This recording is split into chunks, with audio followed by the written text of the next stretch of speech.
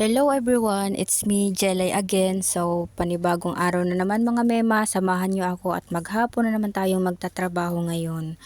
At ayan na nga, una ko nang ginawa, nagputol na ako ng kuko sa paa ko dahil mahaba na rin.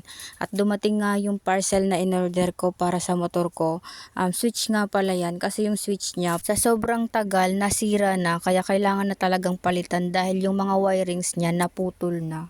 Bali ang motor na yan, sa kuya ko talaga yan. Nung umuwi siya dito galing Laguna, iniwan niya na dito para may nagagamit kami kapag tuwing magpapa-ospital si Papa o kaya magdadialysis, yan na yung gagamitin namin bilang pang service sa kanya.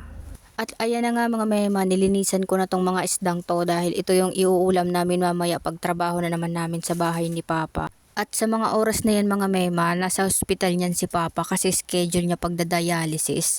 Ang schedule niya kasi MWF, Monday, Wednesday at saka Friday. Kaya sabi ko diyan, yan na lang yung ipapaulam namin kasi yan din yung isda na pwede rin sa kanya. At alam nyo ba mga mema, para sa mga dialysis patients, sobrang pili lang yung mga pagkain na pwede sa kanila.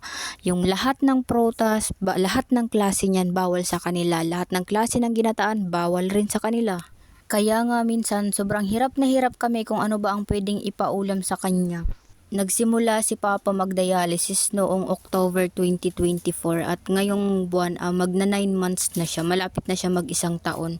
Alam niyo ba mga mema, sa 9 months na yan, grabe yung pinagdaanan namin. Grabe, sobrang hirap talaga pero buti na lang laging nandyan si Lord. Kaya kahit walang-wala kami, yung blessing ni Lord na dumarating sa amin, sobrang thankful ako doon, lalong-lalo sa mga tao na ginamit ni Lord para matulungan yung papa ko, para mabili namin yung mga gamot na kailangan niya, and doon sa mga taong nag-guide sa akin kung paano ba magagawa to, kasi nga wala naman akong alam sa ospital. At sa kinatagalan nga, napabalik-balik kami sa ospital, nalaman ko na din yung mga proseso kung paano ba gagawin yung mga dapat gawin sa loob ng ospital. Kaya sobrang thankful din ako kay Lord na kahit papano ay pinahaba niya yung buhay ni Papa sa tulong ng dialysis na ito, at sobrang thankful ako dahil merong malasakit center na malalapitan na talagang sobrang laking tulong lalo sa tulad namin na mga mahihirap lang, walang sapat na pambayad sa ospital.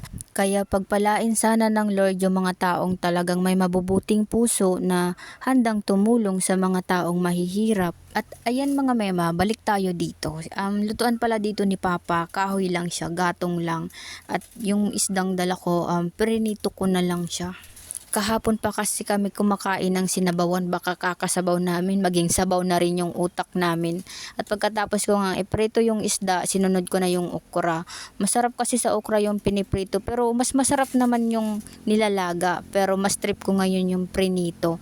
Tapos isasawsaw mo sa bagoong o kaya sa toyo na may kalamansi tapos may sili. Ang sarap niyan. At sa mga oras na yan mga mema, patapos na rin ako magluto at sila Papa pauwi na rin ng mga time na yan, sinundo na rin sila at sabay-sabay na rin kumain kami dyan ng tanghalian.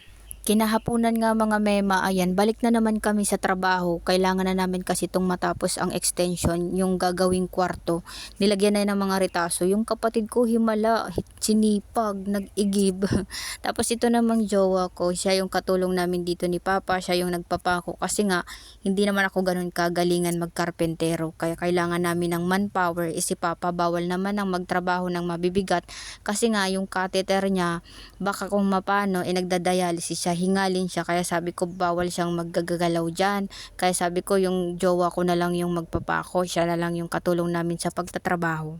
At yung kapatid ko nga dyan, nagluto rin pala ng merienda. Pansit na naman yung merienda namin, pampahaba ng buhay. Kaya ewan ko lang kung hindi kami umabot nito ng 100 years.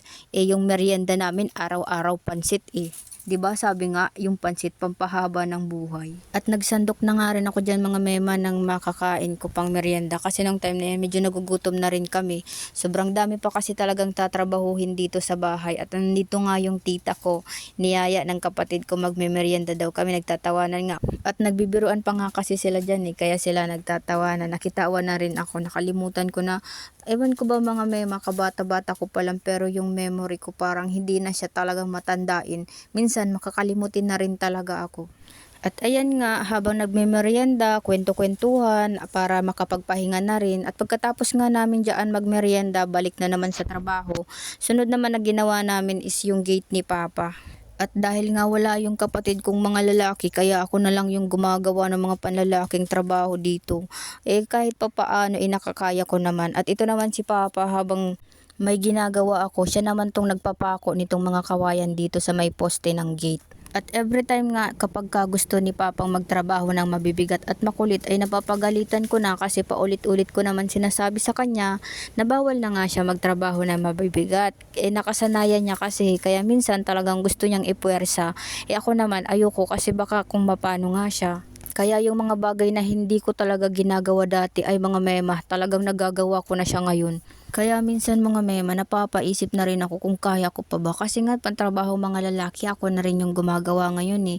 Wala na kasi yung mga kapatid kong lalaki, nasa Maynila na lahat sila, nandoon nagtatrabaho. Wala naman akong ibang choice, wala namang ibang gagawa nito kundi ako na lang.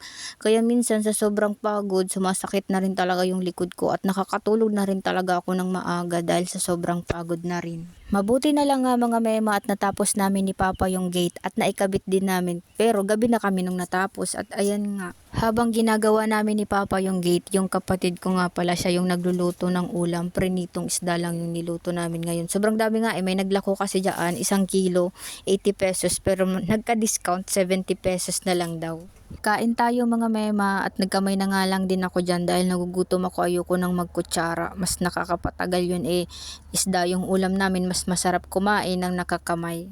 Sobrang dami nga diyang nakuha namin na kanin ni Papa Sa sobrang gutom namin, naubos namin yung kinuha namin na yan. Pero bawal sa amin talaga yung sobrang daming kinakain. Kasi nga ako, diabetic, si Papa nagda-dialysis. Bawal kami parehong masobrahan. Ayan nga mga mema, isang nakakapagod na naman na maghapon ang natapos dahil sa dami ng trabahong ginagawa namin. Kaya maraming salamat sa inyong panonood.